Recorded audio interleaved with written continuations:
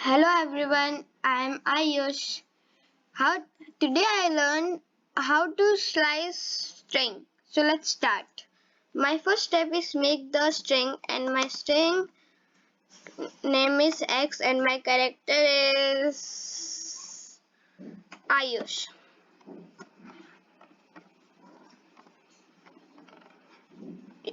You can see this is Ayush.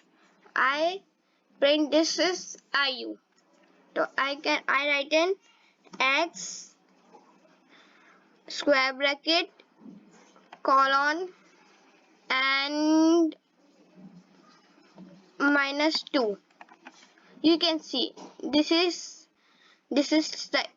print IU is and I print U.